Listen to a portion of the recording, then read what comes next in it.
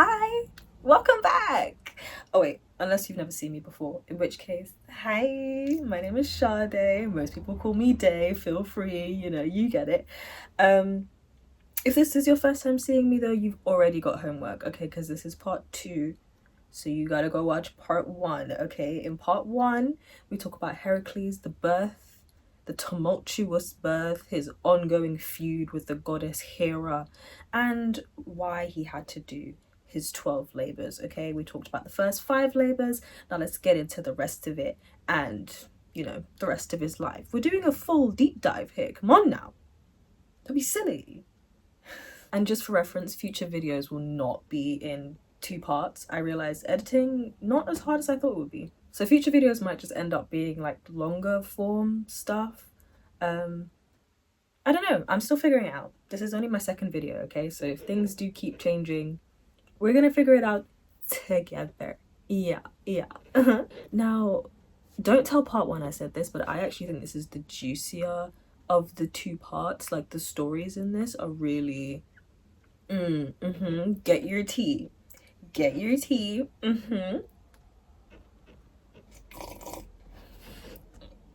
actually orange juice because I'm recovering from sickness and I'm going on holiday tomorrow. I refuse. I will not let anything stop me from getting on that plane. Okay. Like I said, this is where it gets juicy, okay? So put your goddamn seatbelt on. I've got a story for you. No, I'm kidding. As usual, like, subscribe, comment what you'd like to see next, comment your favorite part, comment whatever you want. I'm intrigued to hear from you. Okay, shall we get into it? We shall. Let's do it. Oh, and usual trigger warnings. The first one rhymes with schmistiality. And sorry, it's not funny. That's not funny. Who said that was funny? And graphic depictions of injuries. But that's closer to the end. There are some, but it's more towards the end. But I'll warn you when we get there, okay? Is that fair? Okay, let's get into it. Labor number 6 was the Stymphalian birds, okay? So Heracles was tasked with getting rid of these like man-eating birds. They were absolutely tormenting this place called Lake Stymphalos. And I didn't really understand that because I'm like, what are these birds doing in the water? Like, y'all can torment some trees. Like, but hey, I didn't write it. I'm just the messenger, okay? Not Hermes though. Oh God, they just get to the story. Fuck. Sorry. So these birds had iron beaks that are able to tear through armor, and their droppings are like completely poisonous, right? So they'd basically driven everyone out away from living from this area. Like everyone was like not dealing with that. This place was completely deserted. But Eurystheus said, "It's your job. Go get rid of him." Heracles is like, "Yes, boss." But these birds are sacred to the god Ares. Heracles is on his way to go and fight them, and he finds these rattles, right, on an old tree stump left there by Athena. So he thanks Athena, as you have to do. He grabs the rattles and he starts to shake them. And what that does is that has an effect on the birds. So it's like for some people how they can't listen to like nails on a chalkboard, but like times 1,000. So he starts shaking the rattles and the birds start coming up out of the water in the hundreds. And obviously Heracles is like bingo and starts shooting them with his poison arrows. If you remember from part 1, he dipped all of his arrows in the blood of the Hydra, and the blood of the Hydra is very, very poisonous. So he starts shooting the birds, right? And obviously all the little birdie friends are like, oh my God, comrade's going down, and they start flying away, and mission accomplished. Labor number 6 done. So he goes back to Eurystheus. You already know my personal feelings about Eurystheus. Okay. Bitch! Sorry. I didn't mean to yell at you. I just get really, you know what I mean? Eurystheus is like, I'm running out of ideas. You know what you need to do? You need to go to Crete, okay? Because in Crete, there's King Minos, and King Minos will give you your next labor, because I'm having a creative block, my darling. Everything I send you to do, I think you're gonna die and you come back alive and kicking.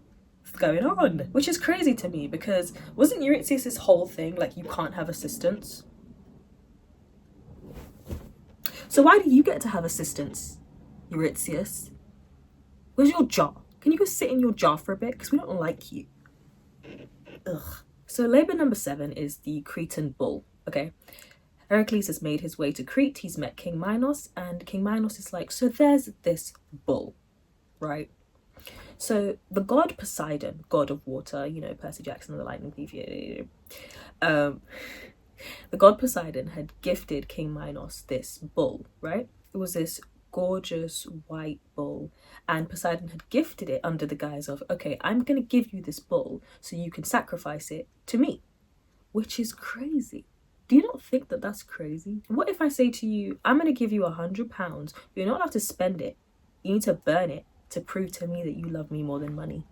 Like, I'm not trying to get smited. It's raining outside, and I feel like that means Poseidon is watching me.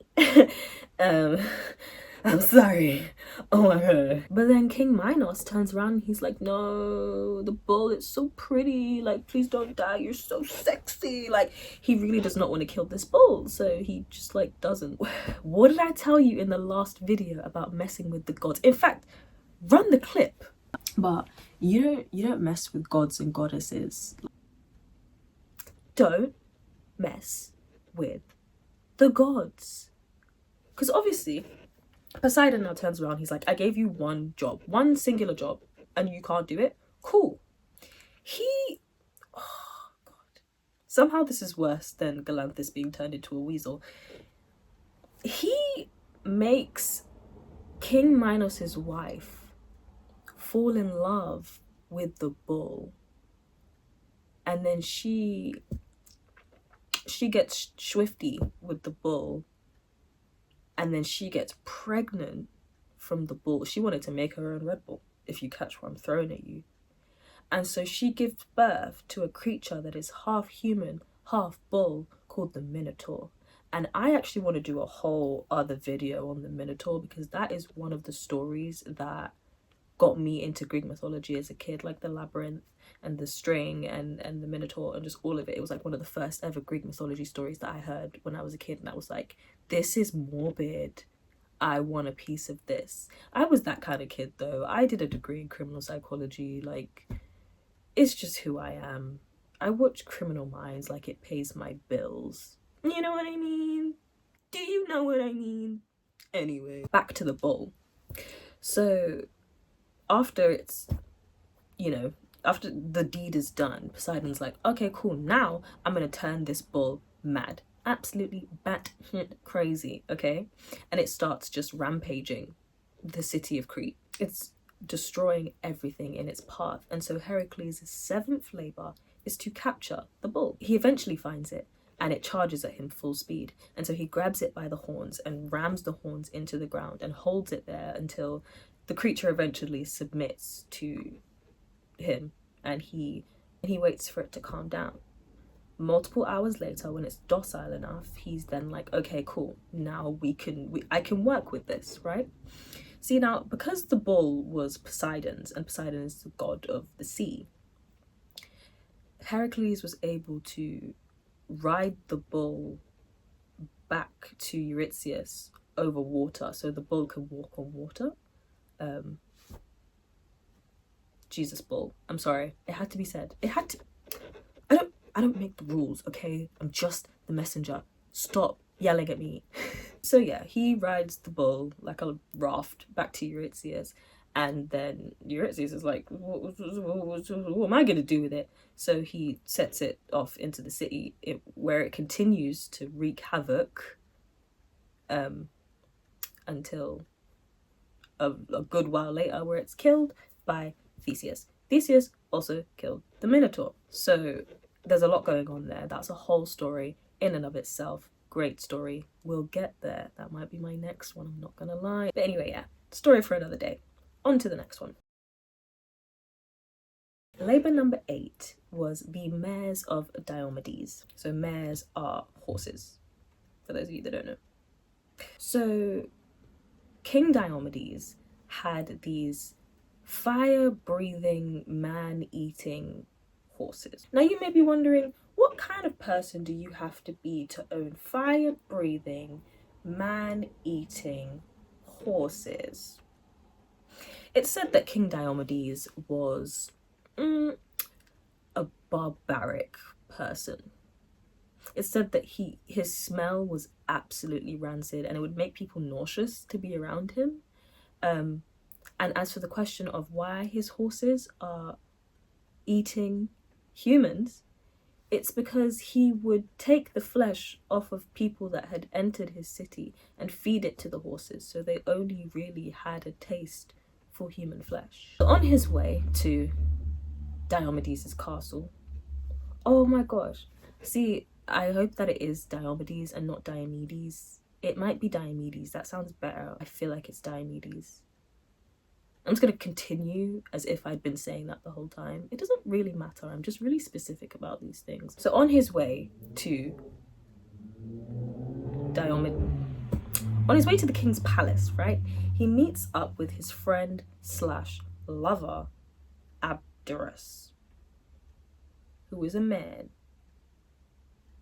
Be who you are, for your pride. Yeah, I'll be here all week, thank you. So Abderus is actually the son of Hermes, so they are both demigods and lovers and friends, and I love that. So they get there and these horses are chained to the front of the palace, just foaming at the mouth like rabies is a hot new trend. And Heracles is like, okay, cool, let's go inside, we'll talk to the king, yada yada yada. Cool.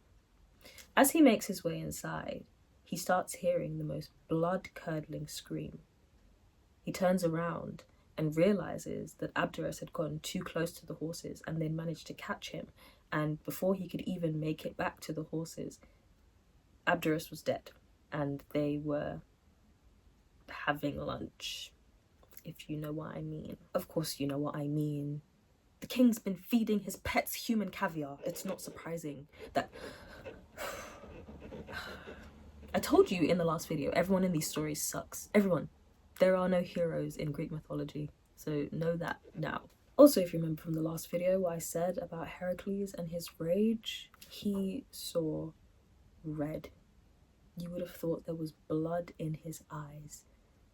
He storms into the palace, killing every guard in his way until he reaches the king. And when he does, he grabs him by the hair, drags him outside, and just throws him to the horses, who immediately eat him. Well, they try. They start eating him. And have you ever I like crunchy grapes, right? Have you ever been eating like crunchy grapes and then you bite into one and it's soft? Like, that's not the best description of this, but it's said that the horses started eating him, but he tasted so rancid that they stopped halfway through. Not only did they stop halfway through, they completely lost their taste for human flesh because this man was so disgusting. And that's what it means to be ugly on the outside and the inside. Some of y'all bitches. Obviously now the horses are completely tamed, so he grabs their chains and marches them right back to Eurystheus. Labor number 9. Labor number 9 is the girdle of Hippolyta. This girdle is basically a belt made out of gold and leather that ensures safety in any battle that you're in. Well, it ensures victory. Like, if you're wearing it, you're gonna win the fight. What's the point in fighting? Like, if somebody's coming towards me in a fight, you know, like, I've never been in a fight. Have you ever seen those videos where, like, girls about to get into a fight and they bite off their acrylic nails? You should not be fighting that person, firstly. But it's like, if you're about to go to war and the person leading that war is wearing this belt that you know means they're gonna win the war, retreat! Retreat! You know what I mean? So Hippolyta, who owns the girdle, is the daughter of Ares, the god of war, and an Amazon woman. So she's very strong, very powerful, two very powerful parents, you know, nepotism baby. Of course she has this girdle that means victory in all battles, you know. So because he knows who he's going up against and he's going to the Amazons, he's like, let me bring some of my people with me because I can't go this alone. If they try and fight me, I'm dead, you know? So he brings a few of his people, he makes his way, but surprisingly, they're actually quite hospitable. And Hippolyta, she wants a bit of Heracles, if you catch what I'm throwing at you. She's like, you want my girdle? Take it, take it. Can I have a piece of... Can I have a piece of your love? I'm laughing, but that's actually what happened. She gave it to him. And that should have been the end of it. But you know who we haven't heard from in a while? You know who's been a bit too quiet? Like a dog when they've just chewed up one of your socks? Hera. So Hera comes down, disguises herself as an Amazon, and makes her way around all of the Amazons, basically saying he's trying to take over. He's trying to enslave us. Don't you realize? Him and all the men that he's brought are going to try and enslave us. And so the Amazons immediately get so angry, and so they start attacking these men. Heracles is seeing this. He's with Hippolyta, and so he's seeing this and he's like, ambush, you've tried to ambush us. And so he gets his club, just bops her in the head, killing her instantly. Like, why can't he just ask questions? So he manages to gather up what few of his friends there are left and flee back to Eurystheus to give him the girdle, because he'd done what he set out to do, just so much unnecessary bloodshed. So thanks, Hera, I guess. Wow, we're really speeding through. Labour number 10, the cattle of Geryon. So Eurystheus is like, he's doing this too fast. How is he doing all of these so fast? I don't understand. So he's like, let me send him as far away from here as I humanly can.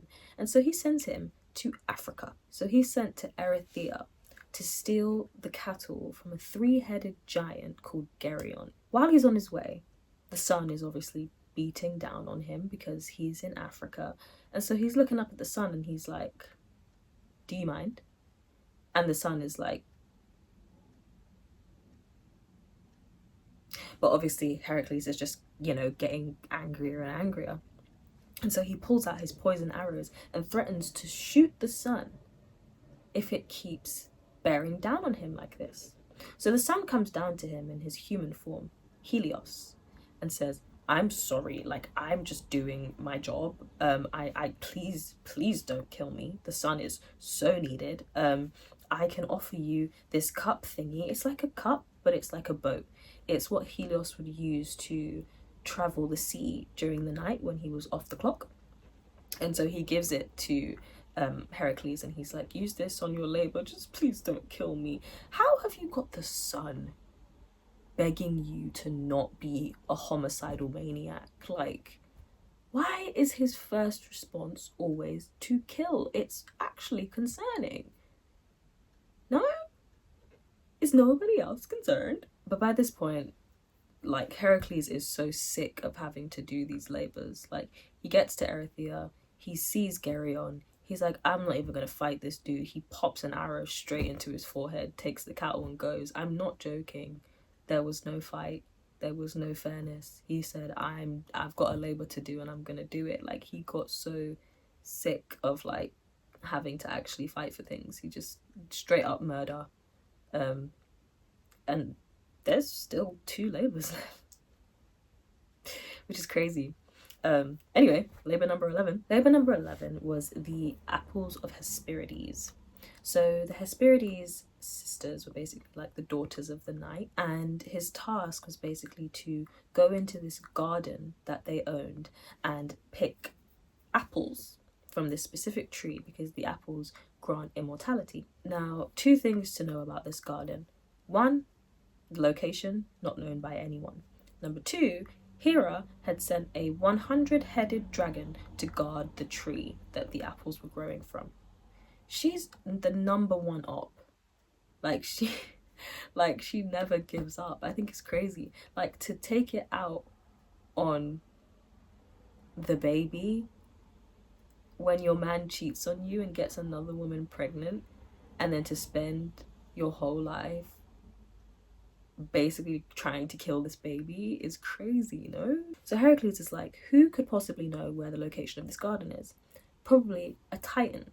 So he goes to the titan Prometheus, who is chained to a mountain and he's being tortured. He has been being tortured for centuries, and we can get into that if you like. That is more linked to the story of how humans came to be in Greek mythology, and what happens when you disobey gods. So Heracles goes up to him, breaks his chains, finally setting him free after hundreds and hundreds of years. And in response, Prometheus says, this is where the garden is. What you should do, because no mortals can get into the garden and no mortals can pick the apples, is you should go to the titan Atlas and get him to do it for you, because he lives nearby to the garden. Heracles is like, cool, fine, whatever. He goes to Atlas and he tries to propose, basically, can you go get the apples for me? Now, Atlas, he fought in the war. The Titans and the gods fought a war, right? And he was on the side of the Titans and they lost.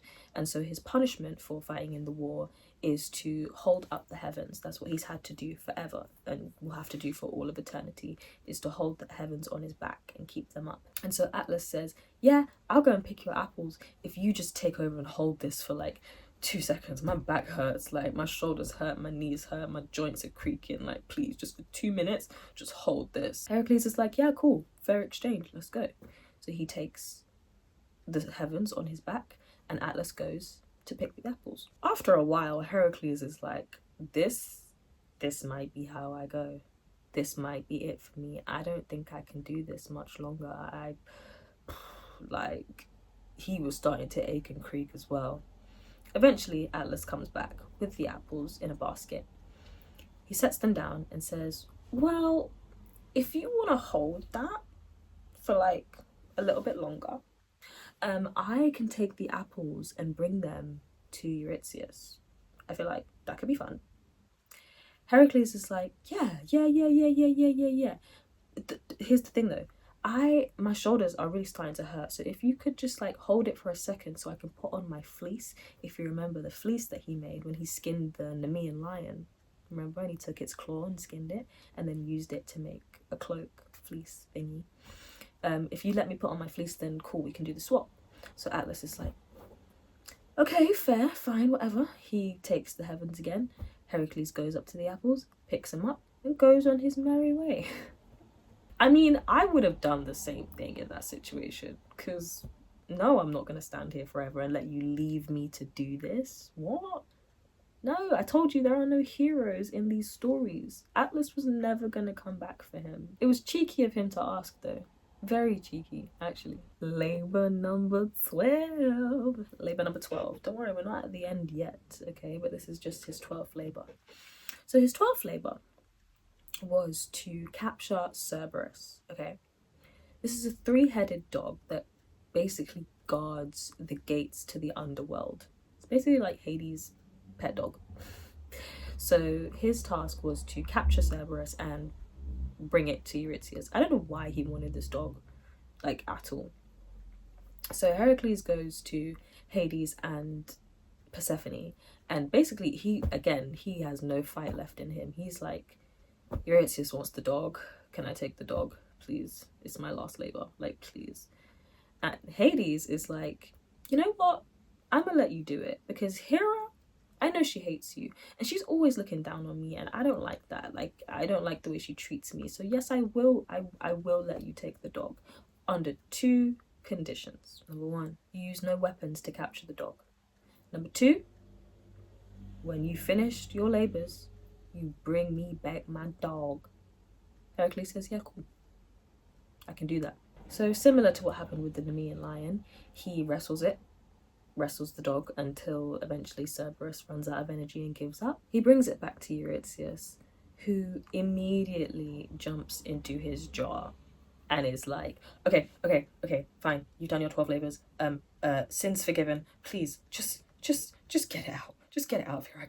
I can't. Why does he keep asking for him to bring these things back when he knows he's too scared? Like, it makes no sense. That would be like me asking somebody to bring me a crate full of spiders. I don't want that. What? So, being a man of his word, Heracles returns Cerberus to the underworld, and his 12 labours are finally complete. But the story is not, okay? I told you about his birth. We can't just stop after the labours, we've got to get to the end.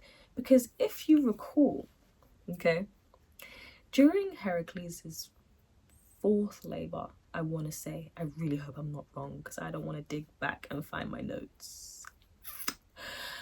I think his fourth labour is when he did the centaur massacre. And I told you that one centaur called Nessus had ended up running into the mountains to plot his revenge. He's been plotting said revenge for almost a decade now, right? So let me tell you how this revenge resulted in the death of Heracles. So after the labours, right, many years and many adventures later, Heracles decides to settle down and he gets a new wife called Deianira. They have some kids together, they're living very blissfully. No, Hera does not step in this time and make him massacre his family again. Once, crazy. It's happened twice? If I had a nickel for every... Sorry, no, that doesn't happen. It doesn't happen again. So one day, the newlyweds, Heracles and Deianira, are on a walk and they approach this rapid river. It's moving very fast. And they see this centaur. He seems polite enough. He says, I can help you here. Let me carry Deianira across the river on my back and I can get her safely across. Heracles is like, all right, cool, fine, whatever. So this centaur, who we know is Nessus carries Deianira across to the other side of the river, and when he gets to the other bank, he slams her on the ground and attempts to assault her. I think you get what I mean. Obviously, seeing this, Heracles is absolutely enraged. He grabs one of his arrows. I don't know how many arrows this man had. Like, does he have a never-ending supply of arrows? Because the Hydra was like top 3 labours, and he used it on the centaurs, he used it on the birds. He continues to use these arrows. Like, how many of them does he have? But that doesn't matter. So he takes one of these arrows and he shoots Nessus in the heart. As he's falling to the ground and he's taking his last breath, he says to Deianira, take a vial of my blood. It can be used as a love potion. If you ever think that Heracles doesn't love you or he's cheating on you or anything like that, just administer my blood to him in some way and he will fall back in love with you. So Deianira's like, oh my god, okay. So she takes a vial of his blood without Heracles' knowledge and she hides it away and keeps it. Right? So they go on about their life. They have a few more lovely years together and living with their kids and, living as a family. Until one day, Heracles decides that this married life bliss just isn't enough for him anymore.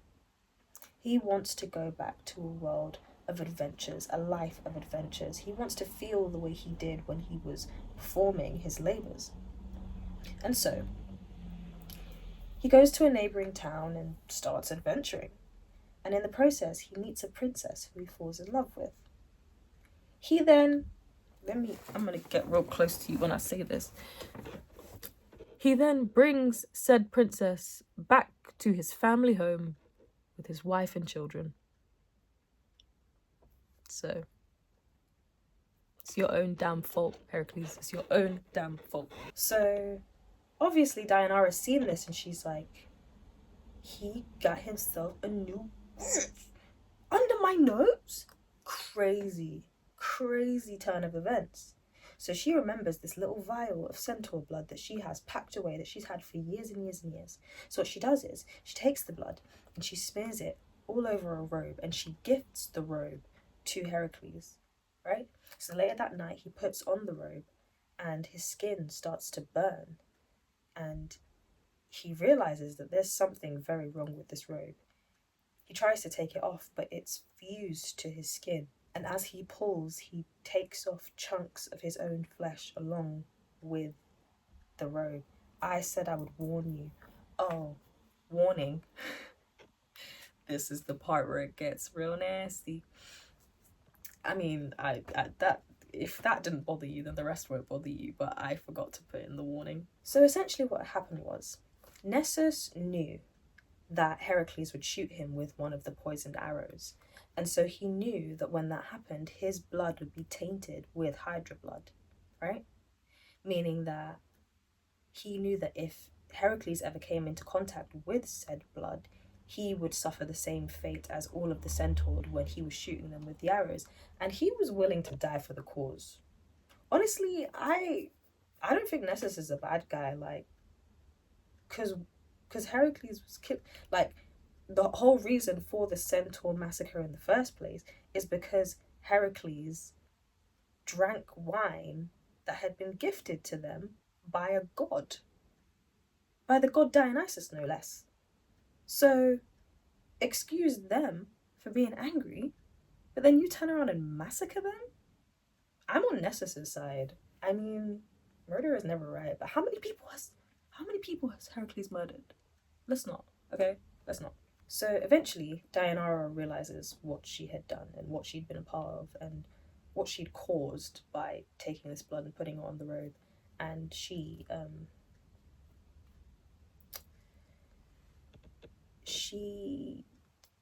turned herself into a chandelier. Is that descriptive enough? You get it. You get it. She's no longer with us, if you get what I mean. It's ceiling related. You get it. I know you do. If you don't, then you're too young to be watching this. So Heracles is like, I need to figure out a way to get myself out of this. He starts running around his courtyard, ripping trees out of the ground so he can create himself a funeral pyre. If you don't know what a funeral pyre is, it's basically like, have you ever seen like Viking shows where they'll like put someone on like planks of wood and then like push them out to sea and then like shoot flaming arrows and then it will like light them on fire, and then that's like their way of having a funeral. So he creates one of these funeral pyres and asks one of his friends to set him on fire, which his friend does. And as he's dying, Heracles actually smiles because the pain of the fire is soothing in comparison to the pain of the Hydra blood, which is mad. And as he took his final breath, Zeus came down on a cloud and watched as his son's mortal body died, and he could take him up to the heavens to live out his immortal life as a god, where he was praised and worshipped, and stories of his 12 labours were told for generations and centuries. And oh my god, like right now, whoa. But yeah, R.I.P. Hercules. What? I got through this whole filming without saying Hercules. I'm actually going to leave this in the video because I did it so many times in the last one and I cut them all out. But this time I deserve to be named and shamed because why did I say Hercules? R.I.P. Heracles. Yeah, that's the video. Thank you for watching. If you got this far, thank you if you watched both parts. Comment what you'd like to see next. Like I said, I have a whole list, but it would mean more to me to get options from you guys. Even if I don't, I'm gonna try and release weekly videos. That's my goal, although I'm going back on tour soon, so I'm gonna try my best but can't make any promises. Yeah, I might just try and like make a backlog when I get back from my holiday. And yeah, so yeah, thank you for watching. Have a wonderful day. Wear your seatbelt, be nice to people. Yeah.